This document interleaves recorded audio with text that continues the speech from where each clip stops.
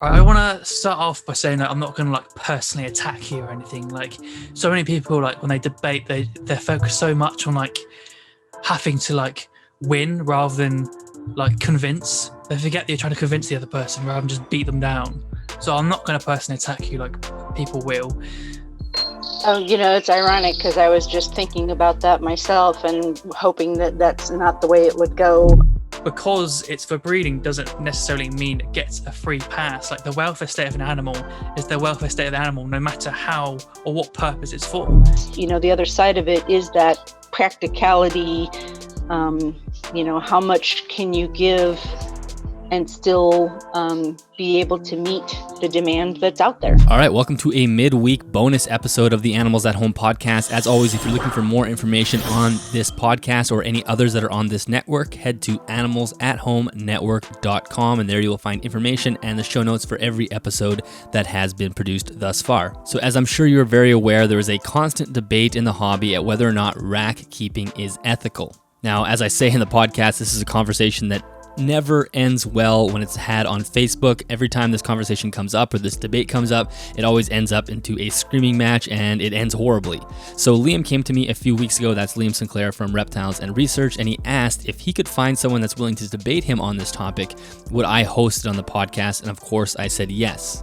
So we spent a few days looking on Facebook trying to find a pro-rack defender who was willing to come on the podcast and defend that position, and that was actually harder to find someone than you might think. We found a few people who ended up falling through, and eventually we found Michelle Verheyden, who was 100% willing to do it, and that's why we set it up. So Liam and Michelle had not met before this conversation, and I was really grateful for them both to be willing to spend their time and energy prepping for this debate and then coming on and actually laying out their positions and having a good cordial conversation back and forth. I think we can all agree that probably one of the worst parts about the hobby is the lack of communication and the lack of ability to have conversations even from differing positions. This never works out on Facebook, even though we try. People refuse to have good conversations. And like I said, we had people lined up for this that ended up falling through. So it was actually tougher to make this happen than you might think. But I was, again, very, very grateful for the way it turned out. And the importance of discussion and debate cannot be understated. This is how the hobby moves forward. We take two people with differing opinions, we bring them into the same arena, and they have a conversation, and then we learn something new. And that's exactly what happened here. And I just want everybody to really leave with the understanding of how important it is that we are having a dialogue back and forth, regardless of where you sit on this issue. So let's jump into it. I let them introduce themselves right off the top of the show here, and I will talk to you guys at the end of the episode. Enjoy. Well, Liam and Michelle, welcome to the podcast. Thank you so much for doing this. Thank you very much.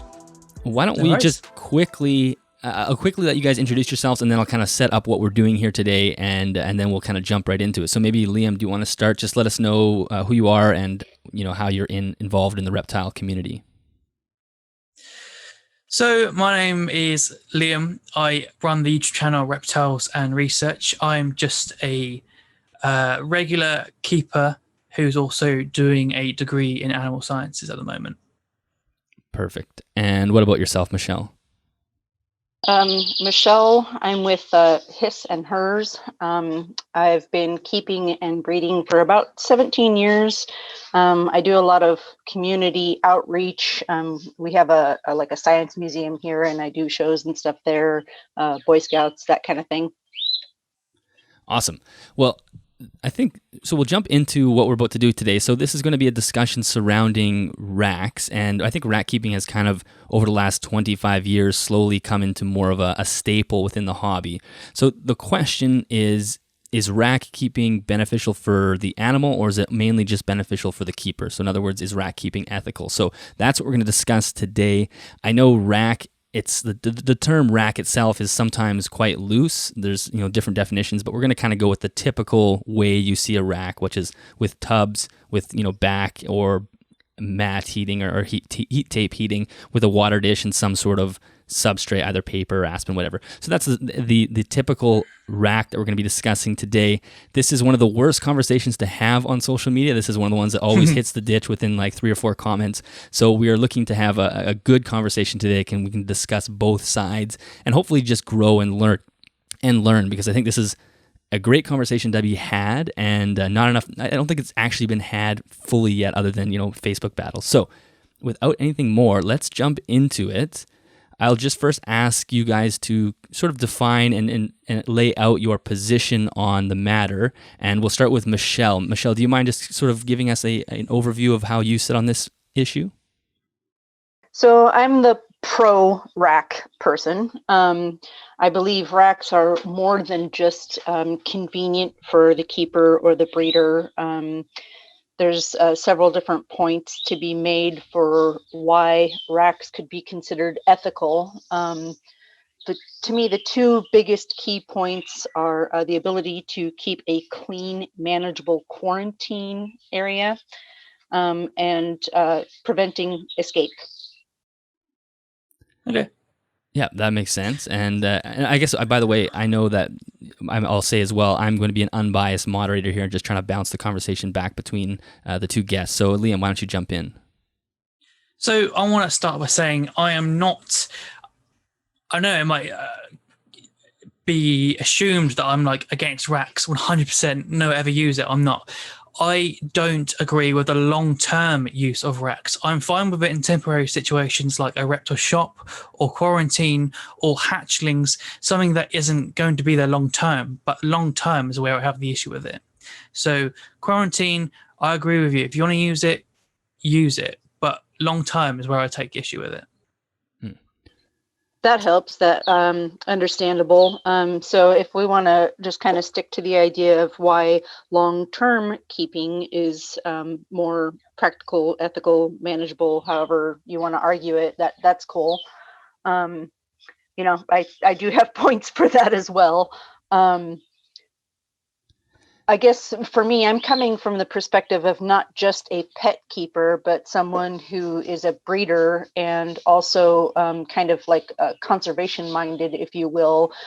Some of the animals that I have as breeders are not pets. They're animals that choose to not be handled. They don't want to necessarily interact, and just being able to go in and get them fed and keep them clean and keep their conditions as ideal as possible is a lot more handleable, I guess, manageable in a rack situation than it is in, caging with a lot more components involved, if you will, to have to mess with that disturb that animal and therefore disturb the breeding process.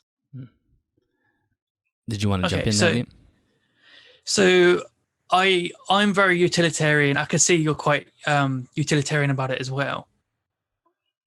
Do you agree with that, or do you know what I mean? If I'm understanding what you mean by utilitarian, yes. Yeah. So from breeding, I can see that you're saying that you need that to house a lot of animals for the breeding process. And that's why not necessarily even just a lot of animals, because some of the pairs of animals, I only have like, a male and a female, and some of them, I have much larger groups. But again, Pitufus, for example, I have a 1-point set of Pitufus, the loading eye, and they just do not like to be disturbed. So having a situation where I can simply slide open a tub as carefully and quietly as possible, clean out their bedding, switch out a water dish, and then, I do provide enrichment tools, if you will, for the animals, things like a piece of wood for smelling, or I don't know if we all can agree what a holy roller ball is. It's a dog toy that's made of kind of a synthetic rubber that's flexible and it has holes in it. I use that as an enrichment tool. I have a rabbit pelt that I throw around for ones that can't actually eat it. And then I'm in and I'm out, and there's a lot less disturbance, and I don't know. I feel like they do better. I hate to use the word emotionally as far as a reptile, but definitely stress-wise. Okay, that's interesting, because the fact that we're talking about enrichment is good, because I was going to bring a lot of that up. So I didn't want it to be a case of enrichment is nonsense. Like I had discussions before, so I think we're going to have like a really decent discussion here. Are we? I'm assuming you know the difference between welfare and animal rights. Absolutely. Okay, should we just clarify for anyone? Yeah, if you want to just though? lay out the quick definitions, because this is something that we get hung up on all the time. So, Okay. Do you have them off the top of your head? Yeah, I can. You can tell me if you agree with it as well, Michelle. Sure. So, welfare is the animal's ability to cope with their situation in captivity. It's a measurement of their quality of life. And animal rights is a belief that animals have the same equal rights as humans, and therefore we cannot own or use them, or should not own or use them. It's ethically immoral. So far, yeah. There's also, to me, there's this added component of, how you would define ethics. And basically the simple definition, it's like the code of conduct that governs how we act and what we do, specifically applied for animals, for their well-being, protection, that sort of thing, as opposed to, animal rights, if you will. The dictionary definition is not necessarily utilitarian considerations, but our sympathy and relationship kind of thing. I think it kind of all has to come together. We have to think about animal welfare and as far as their well-being, but the other part of it, if you're looking at it from an industry perspective, is you have to also have some of that utilitarian aspect. Otherwise, you're kind of looking at the absence of the industry. So, there's the two extremes, if you will. There's the PETA kind of thing that says, oh, you shouldn't own an animal because animals are thinking beings and we don't have the right to own them. And then there's the other side of it where, oh, an animal is just something to make money off of. Who cares how you treat it?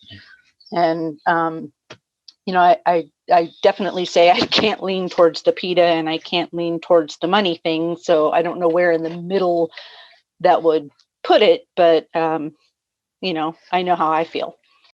I pretty much agree with you.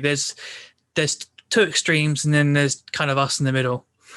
So I'm going to talk about welfare from a little bit of UK legislation, and then I'm going to talk about some later papers and stuff. So can I just spiel off what I'm... Go for it. Yeah. Oh, cool. Okay. So do you know the UK Animal Welfare Act 2006 at all?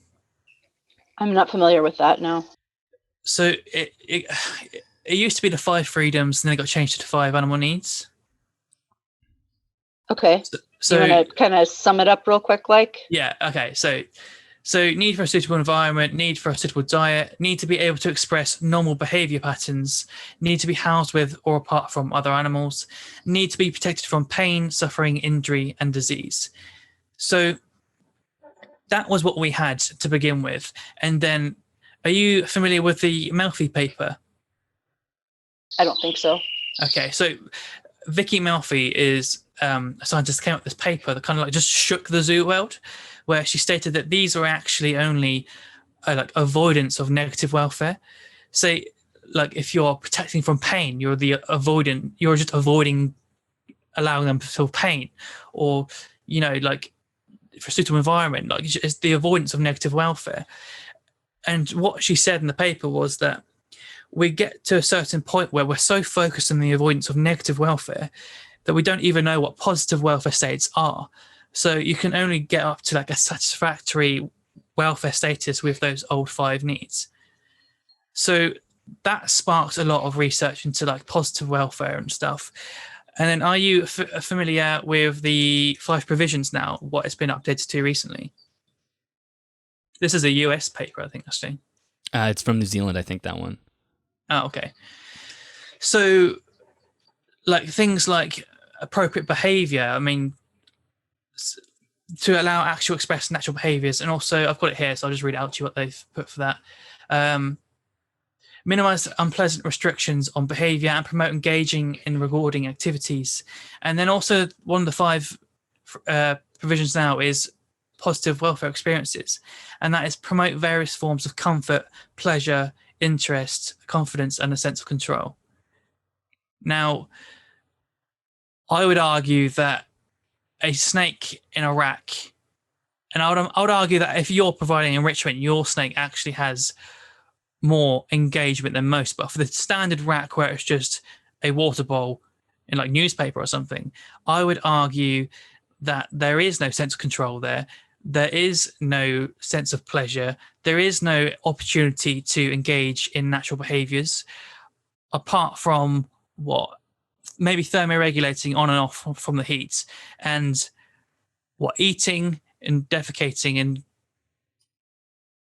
that's pretty much it. And the eating, what does that happens like once every 2 weeks?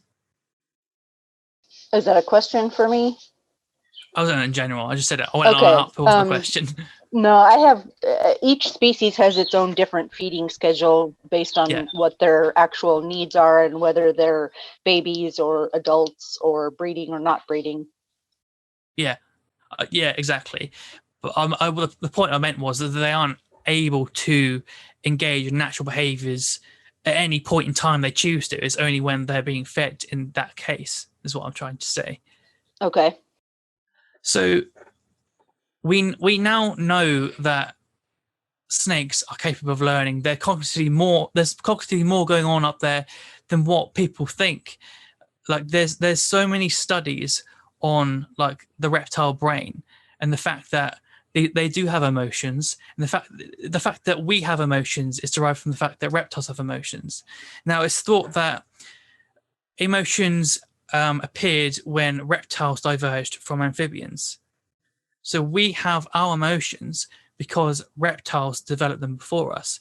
Now, of course, we've gone past that and developed our emotional intelligence far beyond any other species. But to say that they don't have any emotion at all is incorrect. And most rat keepers would try to use that argument as if they don't have anything going on.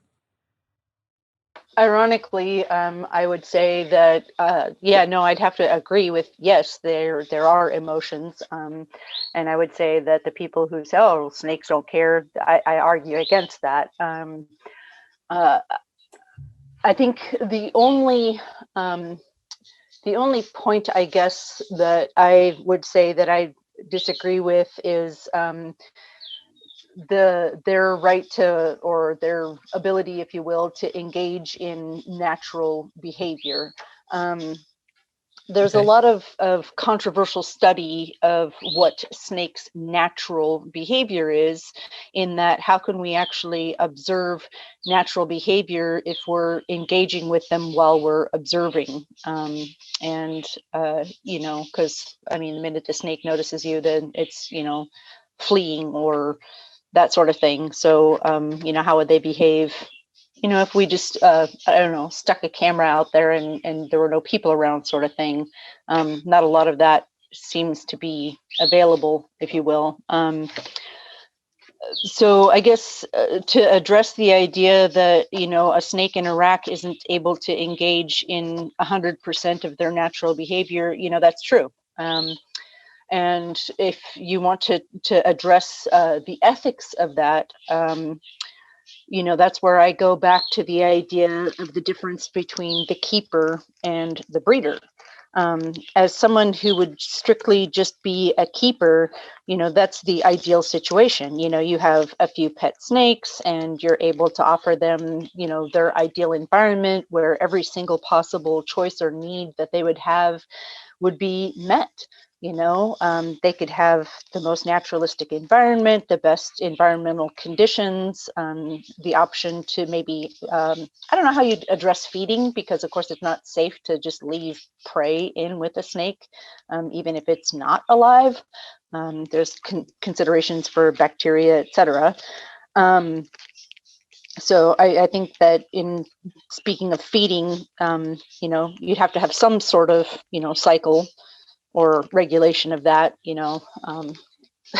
I can't imagine a situation where you could ideally just let them, hunt when they choose, sort of thing. But thinking from, the perspective of breeder versus keeper, where do pet keepers get their animals? Where do your pets come from? There has to be breeders, and I would wish that every breeder took as much responsibility for the care and welfare of their animal as I attempt to, with providing as much enrichment as is possible and keeping a clean environment and that sort of thing.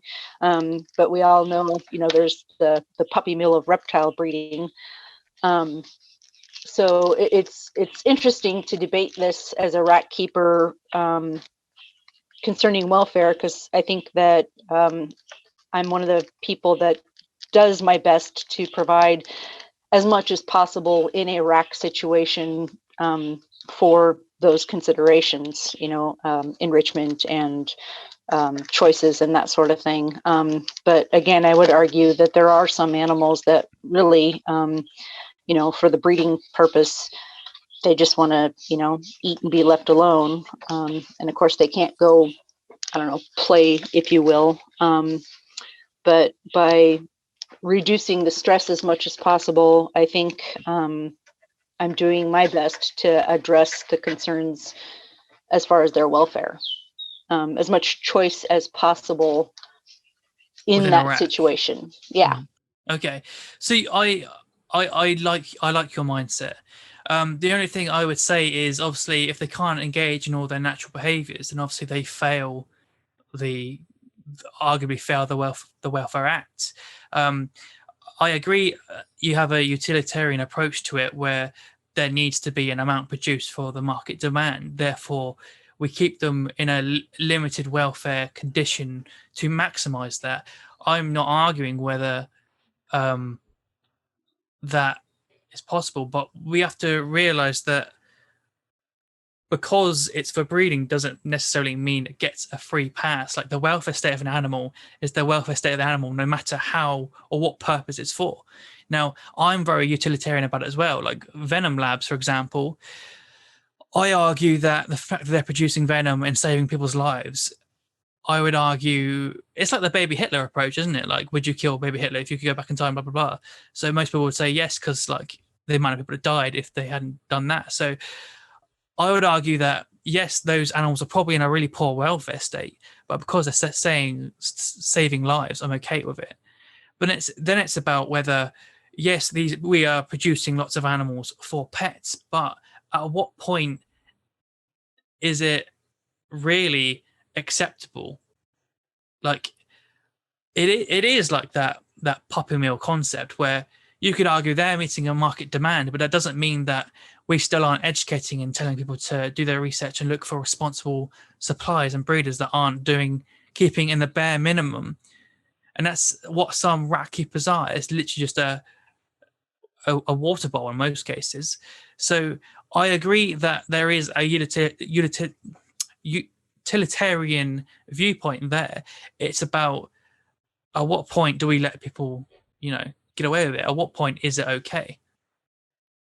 So I think some of what's interesting for me is, I really can appreciate that UK animal welfare approach. I don't know if you're familiar with what the laws are in the US. I mean, we've just barely started adapting some of the, animal cruelty laws concerning things like the rattlesnake roundup.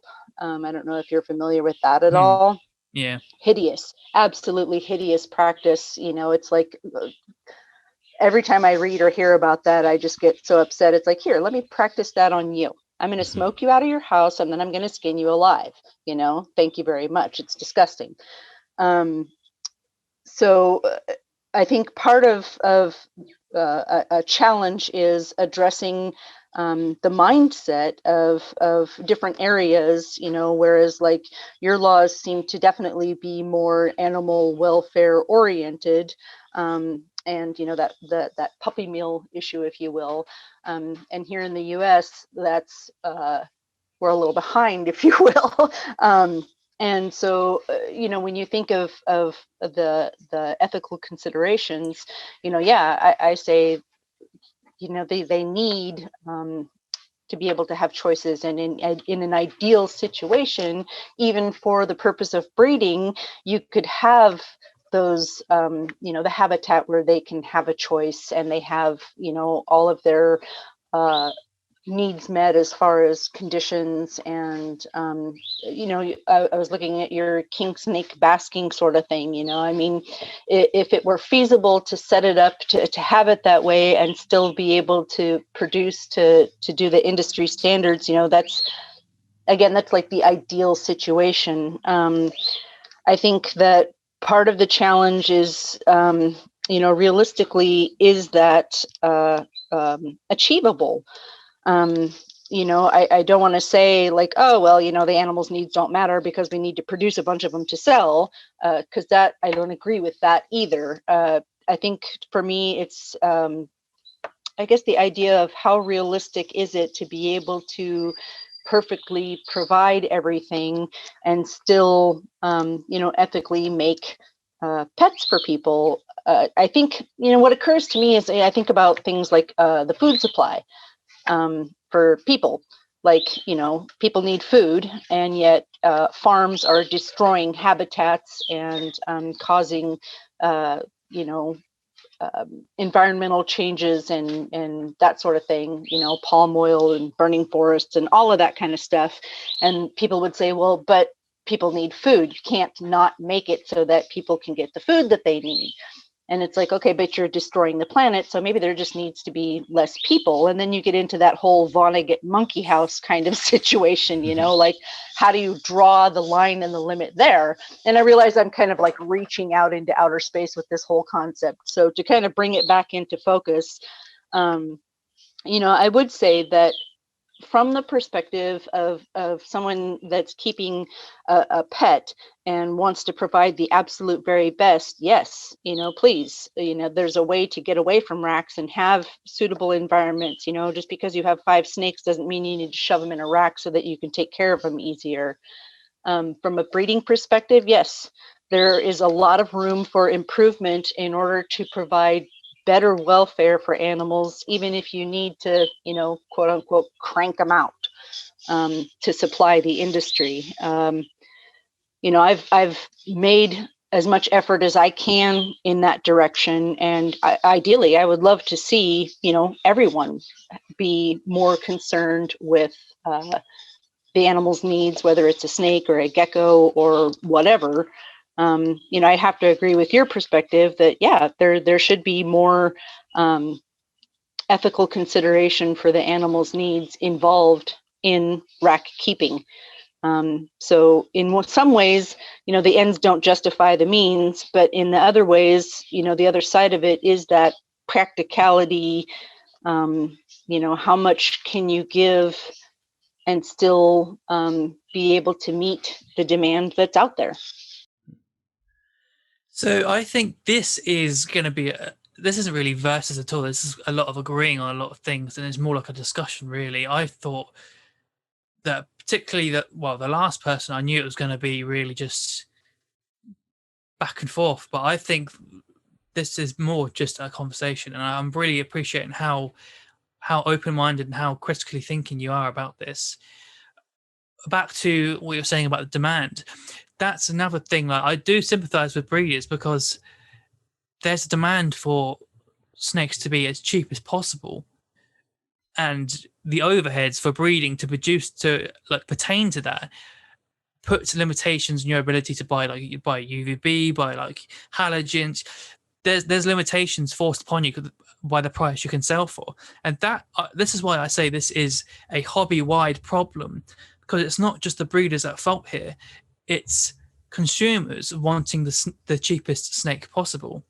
Now, back when I worked in a reptile shop and stuff, people, I would go home to like family events and stuff, and they would ask me about it, and I'd say, "Guess how much a python is?" And they would say, "I don't know, 200, 300." And I'm like, "No, 30 quid." And I would say that as if I was bragging, like I was proud that it was cheap. And I get that, how messed up is that though? I get that, yes, the hobby needs to be affordable so that it's accessible to everyone. Everyone has the right to enjoy animals. But at what point do we get sucked into this dogma in the hobby where things need to be as cheap as possible. And is a python really not worth more than 30 quid is what I'm trying to say. And I think that is the problem. If breeders could produce in a way that they could afford to sell like a python for 200 quid, then the problem would be solved. So it's not just a breeder problem, it's a consumer problem as well. Like I think, yeah. I mean, like before you got into reptiles, like before you even knew, like if someone said to you a python was 200 quid, like even if it was just a royal python or ball python or whatever, you'd be like, okay, yeah, it's like an exotic animal, it's a python. So at what point did we get sucked into all this? And it's like it has to be like as cheap as possible. Like at what point are we say like the animal is worth more than than the equivalent of like cheaper than a night out? Like when was that a thing? Yeah. So again, here's the interesting thing of how I agree with your perspective and kind of have to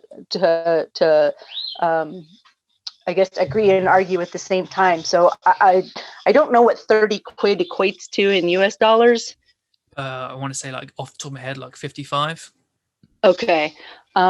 Yeah. So as somebody who's produced and sold wholesale, that's I guess here pet stores here would sell a normal ball python for around $100. Okay. And that's after they've only paid maybe 20 for it. So a lot of that is definitely the profit factor. I've seen them sell in pet stores as cheap as like $50. I don't think it's all price based though, because back when I got into ball pythons, I paid almost $2,000 for the first female morph. She was a black pastel. And about 3 years ago, I sold her for 10% of that, $175.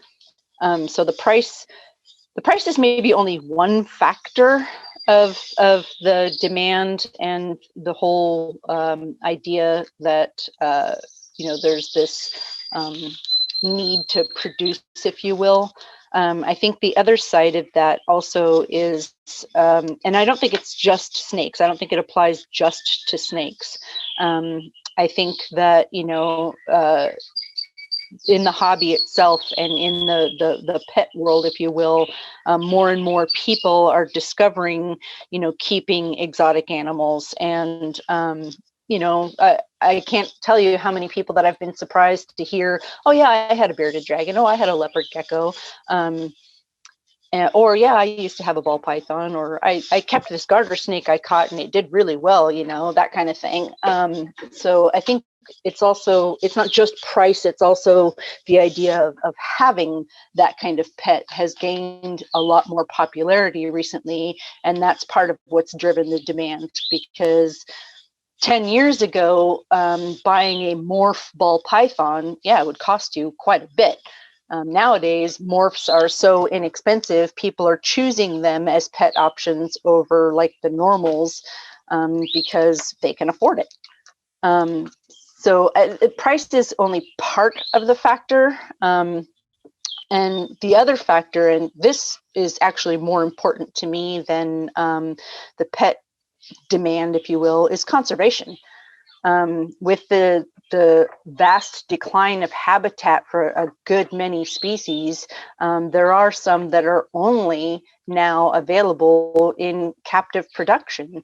And to try to keep enough of a population so that that species doesn't just completely disappear, you have to consider that utilitarian approach.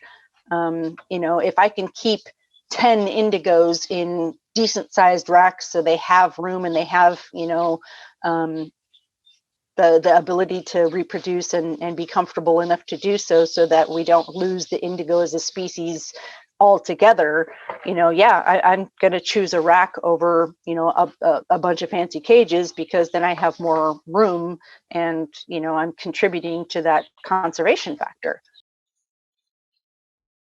Okay. I don't really take issue with that, apart from the morphs. If you're going to be inbreeding to get all these recessive genes out, then you aren't contributing to conservation at all. What you're actually doing is creating a genetic bottleneck, and the genetics of those animals are of no conservation value. True. Yeah, that's two totally different kind of categories there, opposite ends of the issue. Yeah, there's no conservation necessary for ball python morphs, that's for sure. But I think that I know we've kind of slipped into the economics, but I think the economics is a separate issue from the welfare. And I think we first need to ascertain whether it's ethical to keep them in racks in the first place for welfare, and then you go into the economics after. Like, if we talk about welfare from a numbers perspective, it doesn't matter what the numbers are. The welfare state of the animal is the welfare state of the animal, if that makes sense.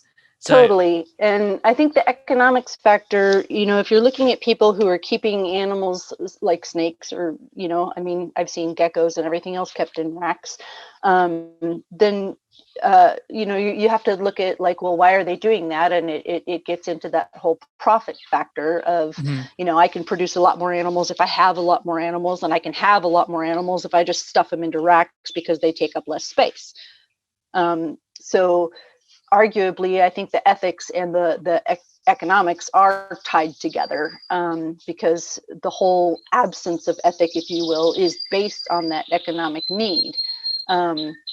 So you have to take it into consideration. When you're looking at ethics in general and putting an animal in a rack, then I'd have a hard time arguing that welfare perspective that a rack completely and totally long-term would meet an animal's needs.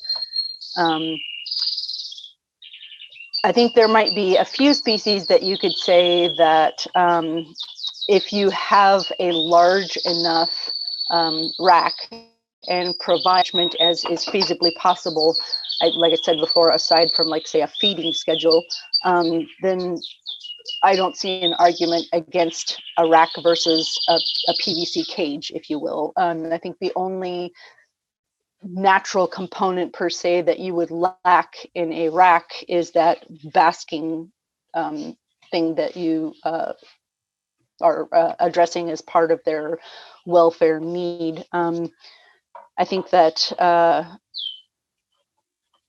if you have like as much possible for their environment. So here's an example. You know what a rubber boa is, right? Mm-hmm. Okay. So I have a rubber boa that I have in a tub that's probably the equivalent of a 20 long, maybe a little bigger actually, maybe like a 30-gallon tank. Big tub. It has heat. It has enough substrate to do its natural burrowing behavior. I've actually got like 5 different kinds of substrate to as much mimic as possible the forest that they would live in or the ground that they would live in. Dirt, moss, bark, rocks. The only thing I don't have is like living plants. It's a bioactive, so there's isopods and springtails and that sort of thing. I actually have 2 different water dishes. They're on opposite sides. One is by the heat, one is on the cool side. There's like a cork log, there's a branch, there's leaf litter, that kind of thing. So it's as close as possible to a natural environment for a rubber boa that I could possibly provide, and it's in a rack. I've done the same thing with like garter snakes. Just the smaller species that, if you give them a big enough tub, it's not really that much different than the cage. And the only thing, again, is like there's no basking area per se. But of course, rubber boas being not only crepuscular, but, they're burrowers. Can't think of that word. It's there we go. Fossorial. Thank you. That's like, within a rack situation, that's pretty close to as good as it gets. I don't know if they've ever found rubber boas actually basking in nature. When you think of a species like a king snake, for example, it's hard to think of them being 100% happy and comfortable and able to make choices and get the perfect situation in a rack. And I think that, at least for me, what I aim for is as good as I can possibly do. And from a welfare perspective, like I said, I would hope that everyone does that. And I realize that realistically, that's not necessarily what happens with most rack keepers. But I see also cage keepers, I guess, if you will, that are the same sort of utilitarian thing. They have a cage, whether it's glass or PVC, and they put in some dirt in a water dish and a little hide, and that's it. That's as good as it gets. So, arguably, just because they're not in a rack doesn't mean they're also necessarily getting 100% of that welfare kind of thing. I agree. I think we agree on the welfare, but I think we need to go deep into.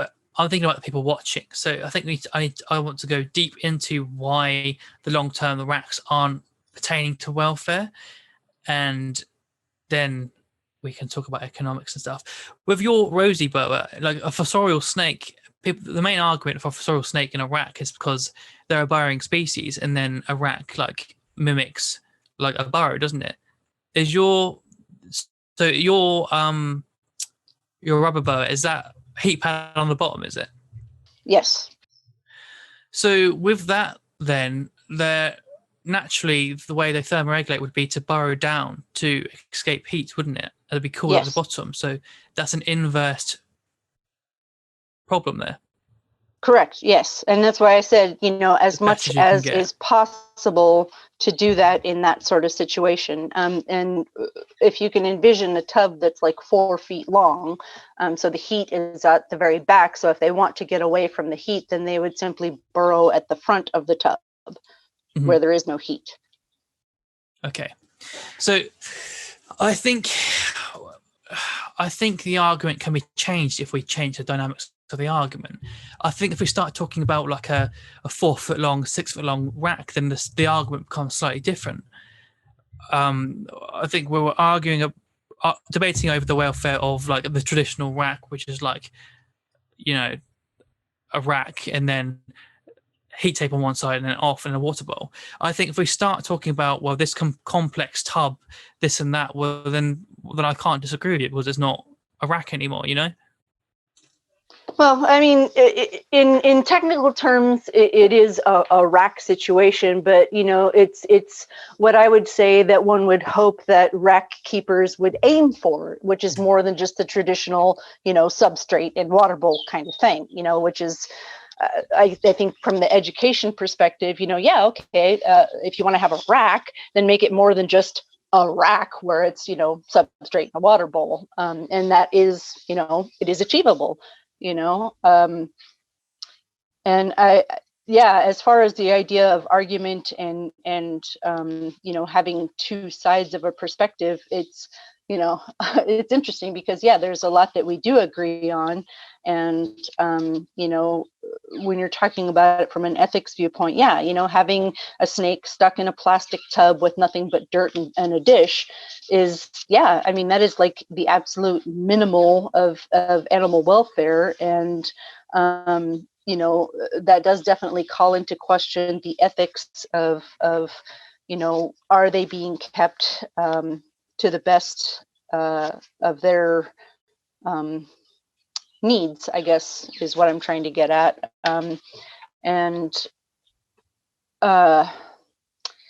Sorry, lost my train of thought there.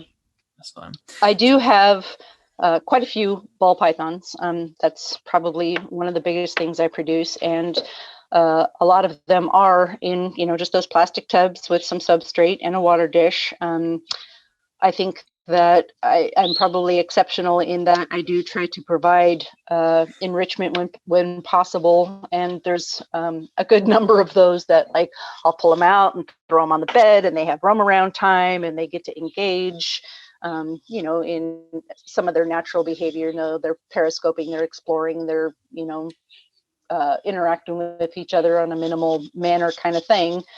And then, just for breeding purposes, I keep tubs to that minimum with just, the dirt in the dish in order to encourage the breeding behavior. So it's interesting because when you think of it from the idea that you have to have this sort of clean, if you will, non-distracting kind of situation for the effort of breeding, and I don't know how much information there is as far as observing certain snakes breeding in the wild other than the mating ritual behavior. But when you get into that, the whole, well, I need to breed these because there's the demand thing, then yeah, unfortunately, some of that welfare and in turn ethics gets compromised.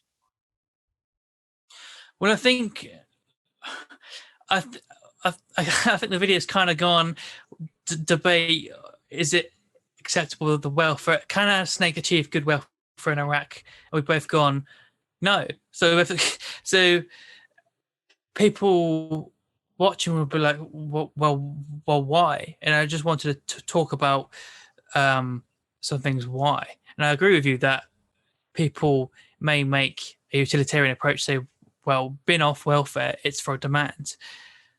But the issue that we have in the hobby is that people aren't being honest about that. Rather than saying, yes, we aren't like pertaining to welfare to meet a demand, we're just saying, if someone goes, oh, should I keep in a rack? If a pet keeper goes in a group, should I keep in a rack or a viv? The rack keepers will go, no, it has to be in a rack. No, it has to be in a rack because this, and that. The issue that's happening in the hobby is that rack keepers are desperate to convince people that it has to be in a rack to pertain to the animal's welfare, and it really doesn't.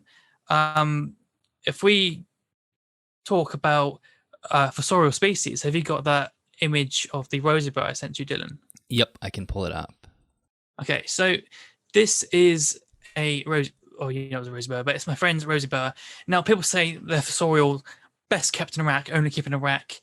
This is a rosy boa basking under UV, and you can see that the UVI there is 3 to 4.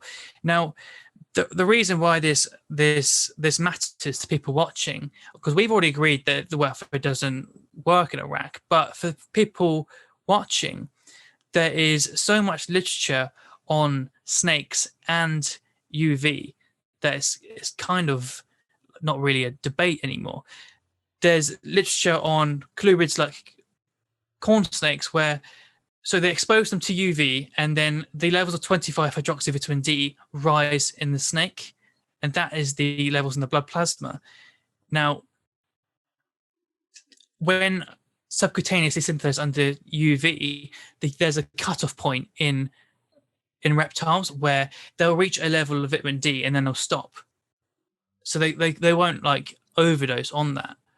Whereas because before there was a significant rise, that means these animals were below optimal in the first place. Otherwise, you would argue to see like a little rise. They're just like topping off on their D3 levels. The fact that every single study so far has been a significant spike shows how low these animals' vitamin D levels were before. And that's not just corn snakes. There's a study on the same thing in Burmese pythons, another crepuscular species. So the argument of either crepuscular or nocturnal, no lights, well, it's already been proven that these animals will use the lights of the UVB if you give it to them. Now, you cannot do that in a rack unless you do some properly modified rack with like screen top and loads of bulbs over the top. But at that point, I don't have any issues with that because it's no longer the issues of the traditional rack anymore. It's a converted thing of its own. Now, it's the same with, are you aware of the electromagnetic spectrum of light? Yes. So you know about, you've got the UV portion, visible light, and then you've got the infrared at the end. Correct. Cool. So obviously the infrared section is split up between 3 portions. You've got near infrared or then far infrared, or you can call it infrared A, B, and C. Now, infrared C only pertains to things that have been warmed. So either warming through conduction or convection through the air. The only time infrared A is available is through either radiation from the sun or from radiation from like fire, for example. So you only ever get the infrared C from a heat mat, whereas you get the infrared A and B from a halogen. Now, where this comes into play is that the sun obviously warms the environment with all that infrared A and B. The only time there's ever infrared A in the environment is that things that have been warmed by the sun. So like rocks, logs, and all that, and they're absorbing radiation and then releasing that as infrared C, a longer wavelength. The point being is that these snakes will bask under sunlight, and that the infrared A has many different properties to that. It's more efficient at digestion. It penetrates deeper. I mean, there was a paper where it was either 3 millimeters. Was it? Dylan, you might want to pull me up on this if I'm wrong, but it was 3 millimeters for infrared C, I think, going through the dermis, and 11 millimeters, I think, for infrared A. So it not only does it heat more efficiently, but it goes deeper into the muscle tissue and it reaches the blood vessels, and then it warms the animal more efficiently because that heated blood is being pumped around. But not also that, it allows the animal to heal faster. It's pleasurable to the animal. It may even make them live longer. I mean, there's studies on this on fruit flies and things like that for human health, saying that they lived, I think it was over 155 or 255% longer. And some hobbyists that do keep under basking lights have said that their animals are living longer. Obviously, that's anecdotal evidence, but it's there. And there's also like the fact that people might say, well, what does it matter whether they have that type of heat or not? What it matters is that they will choose that if you give them the option. Now, obviously, a big part of welfare is, I know you've already agreed on this, so I'm not like lecturing you. I'm just saying this for the person, for anyone watching's benefit, that's the word. So they will choose that if you give them the option. Now, that is only ever in sunlight. So unless you're providing sunlight, they don't have the choice. And when we talk about pleasure in basking, people say, well, snakes don't have emotions. Well, they do. I mean, there's so much literature on emotion. Like there's a paper on raw pythons and their dopamine receptors in their brain. So they are capable of perceiving pleasure. If you're keeping in the typical way of a rat can just heat mat and none of the above, you cannot allow any sense of choice or pleasure. And we know these animals are cognitively going up there. So not only can they not make any choices over UVB or heating, but they also cannot perform any behaviors in the rack. So on all accounts, both physiologically, cognitively, they are worse off. Now, I know you've already agreed on that, so it's not like I'm like saying this to you, but for anyone watching,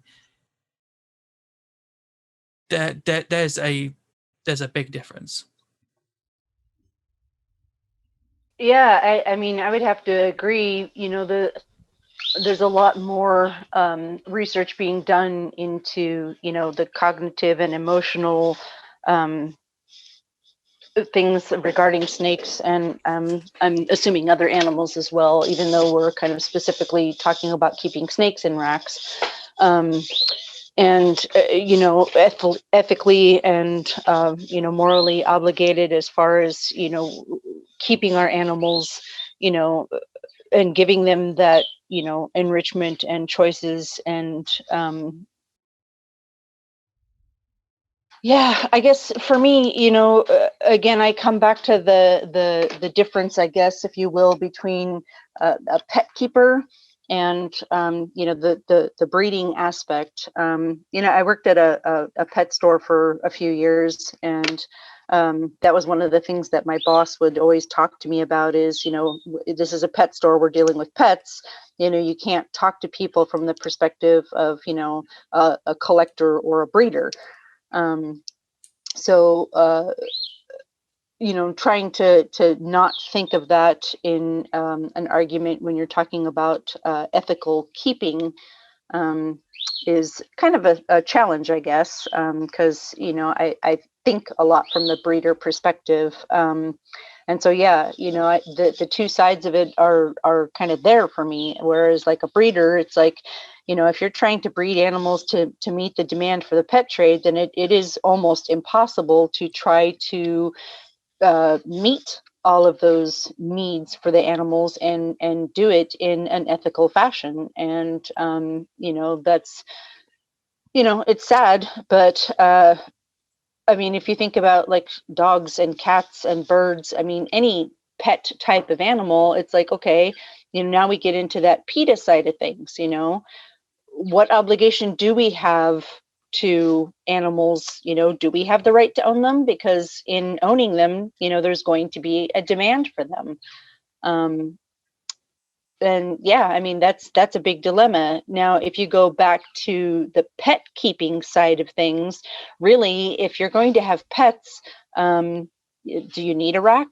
I mean, yeah, okay, it's easier to have more of them, but how many do you need? If you're just having pets, do you really need, 15 pets so that you can keep them all in a rack? Or is it better, I mean, where do you draw the line? Oh, yeah, I have 25 pet snakes and I just throw them all in a rack and, they're mine.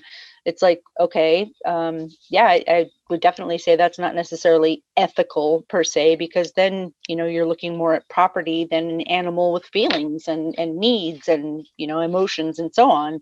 So, yeah, rack keeping, it is a good argument. If you're talking about from the social media perspective, yeah, I have to agree with you. There's no reason for people that just want pets to keep them in a rack. From a breeding perspective, it's really hard to stay on that line of being ethical and being able to meet a demand. So I don't know where that takes us as far as this discussion and argument, but it's a twofold kind of thing. Well, I think this is good. This is, well, I'll just kind of summarize. You guys are making my job really easy. I just had to listen to two great people have a conversation. I don't have to do anything here. It's great. But so I think we can all agree that rack keeping does sacrifice welfare to some extent. Now, depending on where you are on the spectrum of how much enrichment you're providing for those rack snakes, it's going to be a different sacrifice. And I think if I'm understanding Liam correct, your sort of bone to pick with the hobby is the hobby presenting rack keeping as if it is the ultimate welfare, rather than admitting to the fact that it is a sacrifice to some extent. If you, as a breeder, if you say, yeah, I'm doing this because I'm trying to maximize the amount I can house and the amount I can produce, then just say that. There's no need to be saying, oh, that it must be in a rack, like they're scared of lights, this, that, and that, because they can't be trained, they can't let, because you're lying. Absolutely, it's nonsense. So I don't think we're not even arguing at this point. We're agreeing. At this point, I think there's a culture problem in this hobby where it's about how many you own rather than how and the quality you you're keep. Providing. Exactly. Yeah, and for the purpose of education, for the airing of this, I would say that yes, rack keeping from the perspective of just a pet keeper, or even somebody that wants to have different species, or a certain number of a species, like, okay, you want 10 pet corn snakes, cool.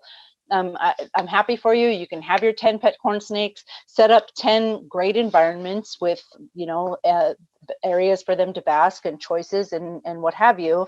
Even, if it takes that much room to do it, then that's what should be done. Yeah, I agree that there is definitely a culture issue when it comes to the idea of the welfare of these animals.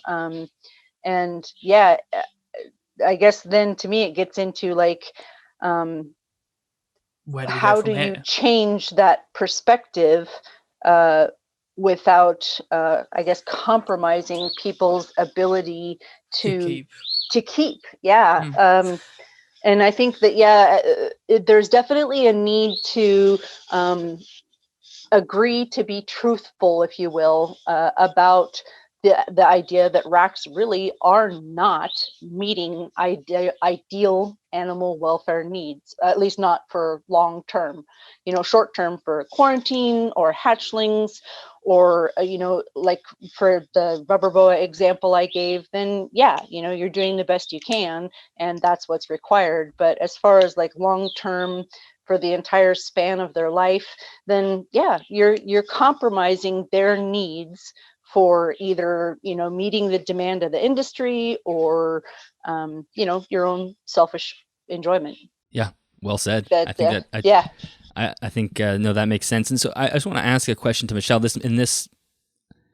I don't want the answer to make you sound like a hypocrite or anything, but I am curious to see what you think about it. Do you think too many people are taking on breeding projects when maybe it's not necessary, or do you not get that feel? Like, I don't really have my finger on the pulse as far as are we being overproduced, but it's kind of one of those things where people almost get into breeding because they want to try it without really thinking about the repercussions. So what are your thoughts there?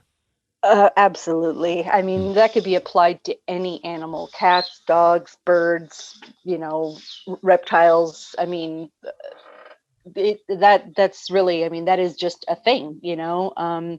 People assume control over animals, and they feel like their pleasure is more important than the animal's welfare. I mean, that's a pretty common thing. And yeah, I can't tell you how many people come to me and say, oh, I want to buy 5 snakes because I really want to just try breeding and it'll be fun. And the first question I ask them is like, okay, what are you going to do with the babies?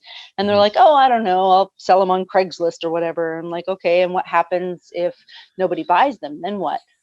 And they just kind of give me this blank stare of like, why am I ruining their fun? So yeah, overproduction, definitely. I remember about 15 years ago when I was first getting into the idea of being more than just somebody that had pet snakes and thought about breeding.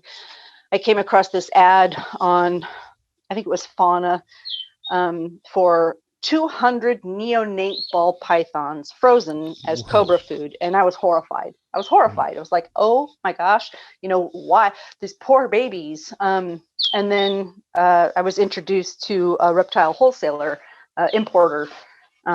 He would bring in 1,000 baby ball pythons from Africa and put them in these giant, basically like drawers, kind of a rack, but kind of not. They were just like big holding tubs.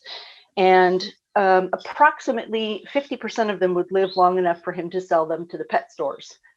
If you can imagine the smell in that place. Oh my gosh. I spent 2.5 hours one time picking ticks off of baby ball pythons, and I cried. It was horrible. It was the most disgusting, awful thing I had ever seen.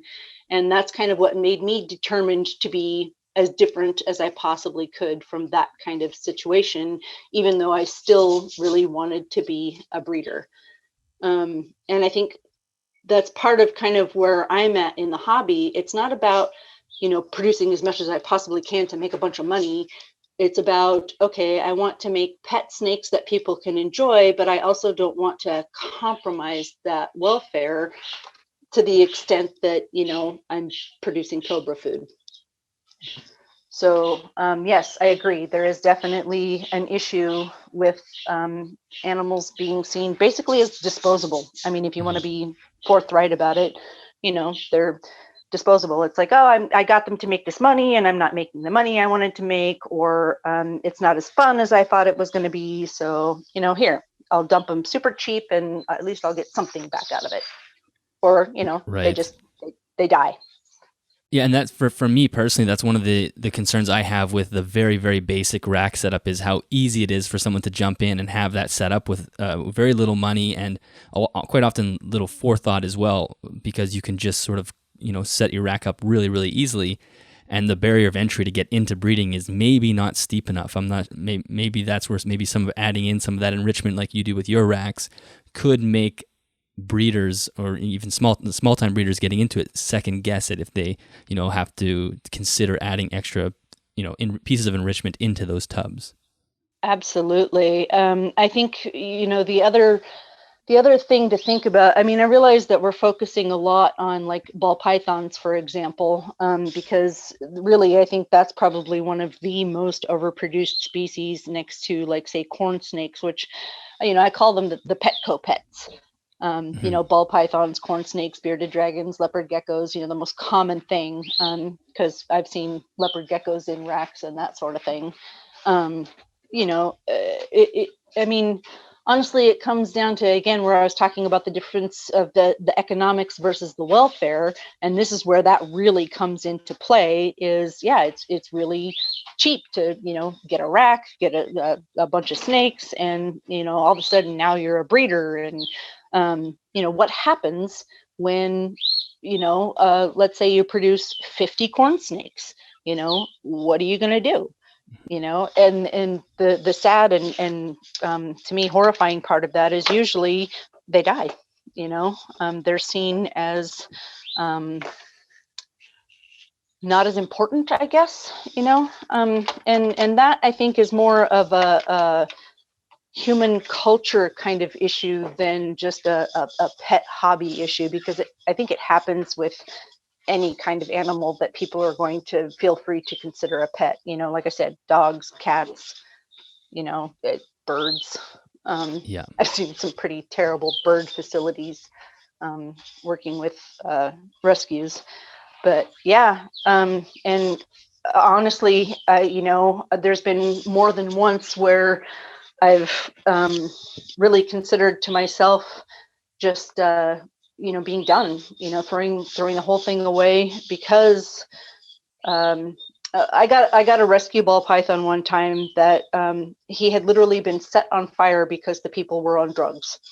Jeez. And I mean, that broke my heart. And I'm like, what am I doing?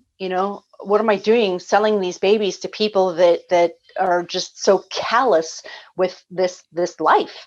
Mm-hmm. They are, feeling creatures, and maybe their emotions aren't as relatable to like human emotions, but this doesn't mean that they aren't having them. They think, they feel, they can learn, they can be interactive.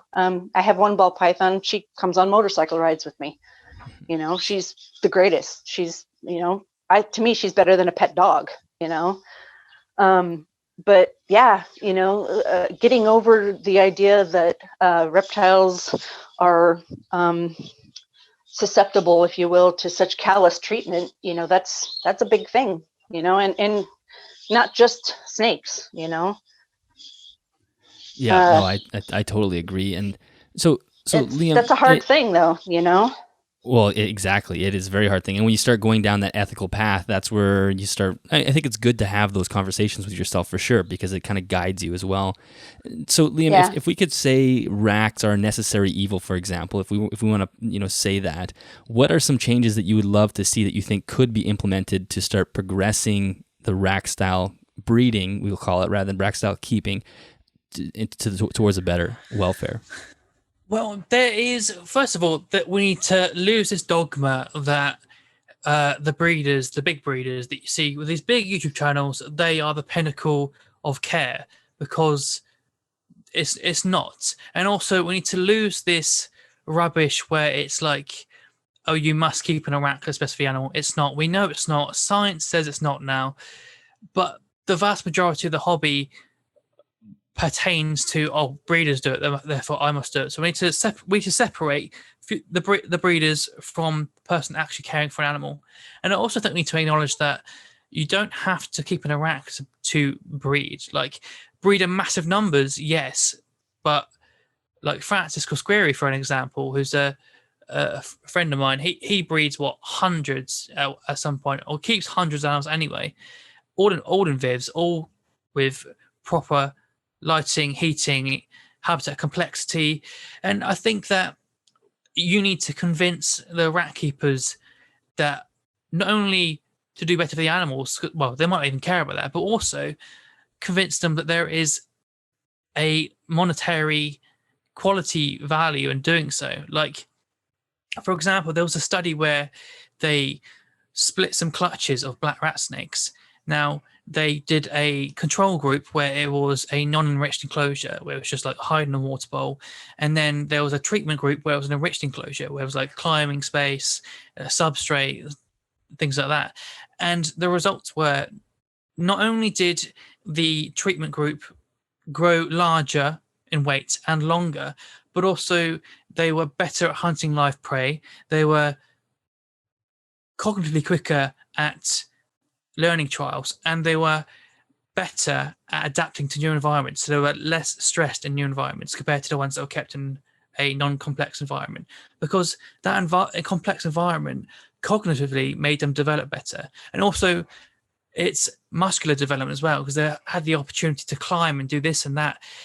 It's not the same as the rack, but it's the quality of the animal. So not only you produce an animal that grows larger, stronger, healthier, less likely to be stressed and things like that, that is a measure of quality. Now, you can be producing higher quality animals if you think about improving welfare, but even like UVB and stuff, you could keep in a way like TC Houston. Do you know who TC Houston is? I don't. He has basically big racks essentially with like mesh on top, which allows a gap to put halogen UVB across. Now, if you're a rat keeper keeping snakes, there's no reason. Well, it might be more difficult for human species, high humidity species, but if you had a rack, a mesh separating barrier, a gap, and then the bottom of the top rack, then you could have one UVB bulb, long one, across two or multiple enclosures if you wanted to. And that produces not only better growth, but better health in the animal. It lessens the risk of respiratory infections because the immune system is functioning optimally at the optimal levels of vitamin D all the time.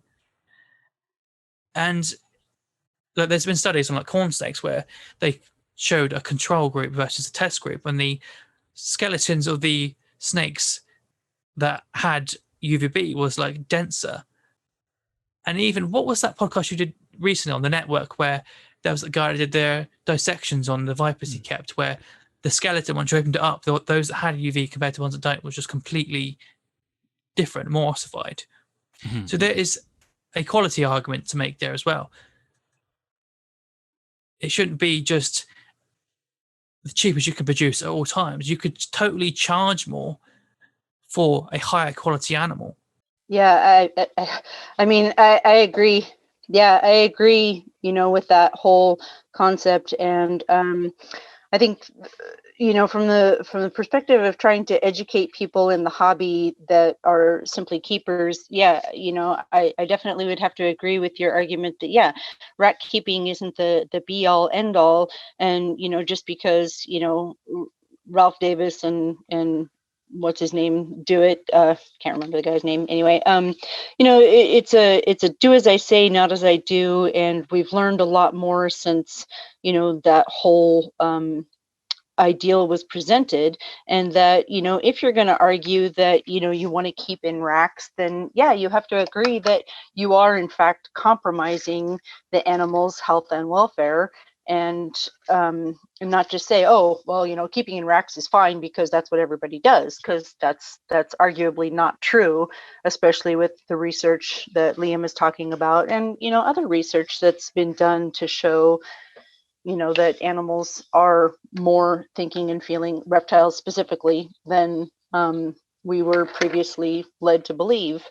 And if we're going to present this in an effort to change the hobby to more moral and ethical treatment, even for a breeding perspective, then yeah, more effort needs to be made in that direction.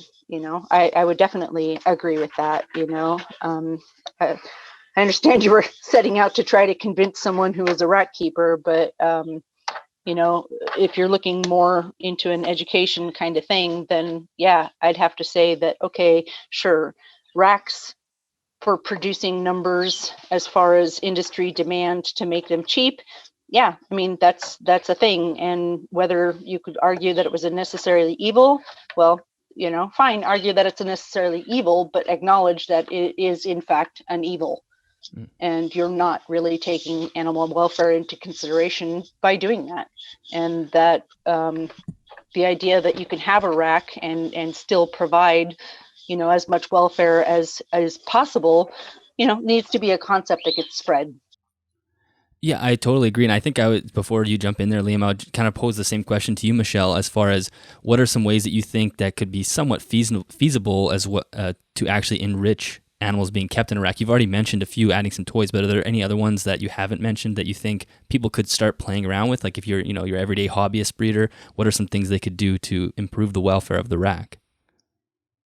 Well, kind of like he was describing, where they make a way to provide the UVB. That to me, that's very interesting. And there's actually a rack maker here in the U.S. that I kind of feel like I would propose that idea to, and say, hey, what are the odds of you being able to manufacture a rack that actually incorporates that in a way that still affordable to the hobbyist who, A, wants to breed, and B, wants to be a keeper. Let's, introduce a more ethical, welfare-oriented type of rack situation. And then as far as enrichment, I mean, toys, if you will, the roller ball or whatever, just opportunities for engaging that whole, learning process. I'm part of a group on Facebook that talks about reptile enrichment and training, and they have like target training as far as for prey, or they have I call it the laundry basket of fun. They put a basket out and put for instance, my Sheltopusik, I have one that just insists that he's got to be out of his cage all the time. So I set up a big plastic bin, and I put a stick and some bird feathers and just, stuff for him to smell, and then a way for him to kind of climb around in there. And honestly, it didn't seem like it was enough, because he still was constantly trying to escape from the tub. So he's currently barricaded in one of my rooms and basically has the range of the room. So yeah, I have a free roaming Sheltopusik. That's awesome. But yeah, kind of. Yeah, poop is an issue for all kinds of things like that. But, I would encourage any keeper to look into opportunities, and don't just have like, okay, so you have a pet dog and you have to take it for a walk because dogs have to be taken for walks, and you have to give it a ball because dogs like to play. It's not just the obligation part of it. It's, here you have the chance to interact with a species that, previously was just considered something to look at, and we've discovered more and more that there's so much more to it. Just look for an opportunity to have interaction, and to enjoy them as the interesting animal that they are, instead of just like, oh, here, look at my nifty looking snake. You know what I mean? Totally. Yeah, exactly. Can we Liam, just you can jump in.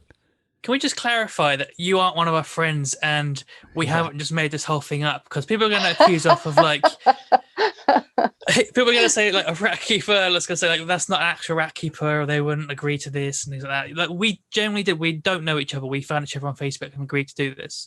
Yes, in I don't even remember which group we were necessarily had met in, but yeah, there we go. Yeah, never met before, don't live in the same country, haven't had much conversation aside from this actual debate. And again, just because I argue that rat keepers should practice more ethical kind of consideration doesn't mean that I'm not guilty of that rack keeping of bare minimum for utilitarian production purposes myself. Like I said, I have racks of ball pythons that just have, substrate in a water dish because I'm breeding them, and that's what I'm providing at this time. I aim to do better, but there it is. I have balls in racks and I breed, so on the one hand, there are animals that I'm doing a lot more for, but on the other hand, there's the side of it where, I'm producing animals. I call it my self-supporting hobby. I produce enough animals to sell that I can keep the number of animals that I have. Mm-hmm. It's that, Perfect. I guess, necessary evil kind of thing. But I'm more than willing to acknowledge that, yeah, there's an evil aspect to it. And that, you know, there is definitely room for improvement. I think that's a great way to start wrapping up. Liam, did you have anything else you wanted to add to this? See, the issues we had was the hobby doesn't acknowledge welfare and doesn't think that snakes can be trained or that they have emotions, or that, because I think as soon as you mention like, oh, they're cognitively able to learn or be trained or have emotions, it's like anthropomorphism. There you go, because I said a word right that time. And it's like, it's not like that is attributing human characteristics and emotions to a snake. We're not doing that. We're going based on what the science says they do and what is available, and we're going based on that. And what people actually slip into is mechanomorphism, where they think it's just a machine that you feed it and water it, and that's all you need to do. That's all they need, when it's not. So we aren't arguing here. If someone wants to make a utilitarian argument that they want to produce animals to meet a market demands, but they're also acknowledging that they know that it's not meeting welfare standards, then what can you say? Like, fair play. But it's the people that are like, no, it's the best thing for them. They only live in a hole. Like, they don't. It's like when people say like the royal pythons, like they only live in a burrow. It's like they don't. They're semi-arboreal. They hunt in trees. 70% of the male's diet is birds. Even studies like on the cones in their eyes, they see in ultraviolet wavelengths. If they never left the burrow, they wouldn't evolve to see in UV. And that's the thing in the rack. If you're not providing UV, they can't even see in their full visual range. And people make the argument that it's the only thing they need. Well, it's really not. But if you're saying like, I acknowledge that, but I'm doing it for this reason, then what can you say, really? No issue with that. Is there any closing words you want to leave us with, Michelle, before we wrap up? Yeah, I just, I mean, like I said, of myself, I acknowledge that there's room for improvement. And I would say that I would hope that we begin to see, more of a trend and a change in the hobby, where some of the old school kind of, racks are the only thing that's acceptable, into more of a, okay, yeah, I use a rack, kind of like I am acknowledging that, yeah, I'm using a rack to breed because that's what's practical. But I having to acknowledge that, yeah, you're not necessarily being as ethical and humane as you are trying to claim that you are. Mm-hmm. If you're going to, deprive the animal of their needs, then acknowledge that, because that's what it is. It's depriving them, and whether it's monetary gain or conservation or however you want to label it, that's there's a truth to it. And the idea that the hobby is pushing that racks are the be all end all, it's shameful. It needs to end. There needs to be, the acknowledgement of the research that's happening that shows that reptiles are more than just dumb things to look at. Mm-hmm. I think that's a great way to wrap up. Thank you both very, very much for this. This was, Liam, do you want to say one last thing? Look like you're... 2 more things. 3 more. Don't open any cans of worms. We only have like 4 minutes. It's not. So, so I had a big long list of how welfare is negatively affected by racks, but you don't need convincing. You already know. So there's no reason for me to go through all this. But an argument for why it would be beneficial to slip into more welfare is because you'll actually have higher yields. You actually make more money potentially. What is it TC said to you, Dillon? He said, I would have stillborns every year. The 1 year I gave UV to all the breeders, not a single stillborn. Mm-hmm. Just things like that, like $25 I made in the past video a UVB bulb cost, $25. And now how many of those animals that died of stillborn were worth more than $25? Seems like a reasonable investment to me if you're breeding. Oh yeah, I definitely agree with that. And you've actually kind of piqued my interest in the idea of, like I said, talking to that rack builder of how could he incorporate that and, kind of shift towards, okay, if you want to have a rack, make it a rack that you can actually provide for the animal's needs properly. Yeah, we can definitely put you in touch with TC as well. I think you'd have a really good conversation with him. Yeah, it sounds interesting. Awesome. Well, thank you both very much. This was a great conversation. I felt like I was just listening to a podcast here. I just didn't have to do anything. So that was easy on my part. And I appreciate your time and also your willingness to have this discussion in a non-dumpster fire style way that we normally see on Facebook. So I'm really hoping that this actually, gives the listeners, whichever side of the debate you're on, something to think about and to chew on. And our goal at the end of the day is to keep the hobby healthy and thriving so we can continue to enjoy these animals, and it's conversations like this that absolutely make that a possibility. So thank you two very much. No worries. Yeah, definitely. If I could throw one last little tidbit out there. Absolutely. We have a organization called USARC. I'm sure you've heard of it. Mm-hmm. And they fight for all the legislation that, those people come up with to take reptiles away or ban them or whatever. Right now I live in Oregon, and they're trying to introduce a thing that makes it illegal to use reptiles as educational animals, to transport them, to display them, etc. So if you want to put a little something out there to say, go write to people and tell people that this is not acceptable, yay USARC, and, do away with all these stupid reptile control laws, then, Yeah, I think that, and there's a lot of Americans listening that are very familiar with USARC, so I'll make sure I put that in the show notes for anyone that wants to take a look at that further, because anything we can do because that is a little bit ridiculous. That having those experiences as a child is sometimes the difference between someone becoming a biologist and not. So I think that right. That I can't tell you how many people that I reached when I was doing my shows at OMSI or teaching the merit badge for Boy Scouts, or even just walking my snake in the park kind of thing. And people would argue, oh, you're just scaring people. You shouldn't do that. Animals belong in cages. It's like, no, if I don't introduce you to this animal as something that's not fearful, that's actually a creature that deserves respect and has emotions, then how are you ever going to figure that out?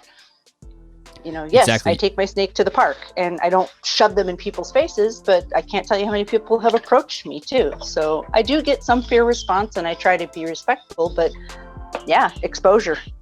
Exactly. Well, I think that's a great way to wrap up. All right, that is the end of that debate/discussion. Now, Liam had one more quick thing he wanted to say, so I'm going to let that play right now. If you're a rack breeder and you still think that a rack is the best thing for the animal's welfare, then feel free to debate me in the comments. I'll be around. I can fully debate with anyone that wants to comment. Okay, so that is the end of that discussion. I hope you enjoyed that. Where do you sit on this issue? Make sure you let us know in the comments. If you have an opinion that didn't get covered, let us know. I think at the end of the day, at least the three of us sort of agreed that rack keeping does sacrifice welfare to some extent, and that we shouldn't be using rack care or the archetype of rack care as gold standard care. It certainly isn't, and there is sacrifices being made. And I think that's the first step to moving this issue forward. If we can first admit that rack keeping does sacrifice some welfare, then maybe we can encourage people who are keeping in racks to discover new ways to add welfare back into their system. So whether or not it's adding lighting, like Michelle was curious about at the end, or adding enrichment, there's a million different ways to do it, but that's exactly what we want. If you are a rack consumer, you want to be pushing those companies to be advancing the care of the rack system. What can we do if we want to, if we are worried about the economics, how can we still make the hobby affordable, but make the welfare standards higher? And I do honestly think at the end of the day, we are going to see the hobby continuing to creep this direction. People like Michelle, who is a rack keeper, but is interested in improving and in progressing the care of the rack. Those are the keepers that are going to start taking over, or those are the breeders that are going to start taking over. And I do think there'll be a higher price on those animals that come from situations with a higher welfare standard for the breeder. So anyway, I'm just repeating things that we already said in the podcast. So I do really hope you enjoyed this bonus episode of the podcast. Again, if you are interested in more information on the show, make sure you head to animalsathomenetwork.com, and I will catch you guys on Sunday for the next episode of the podcast. See you then.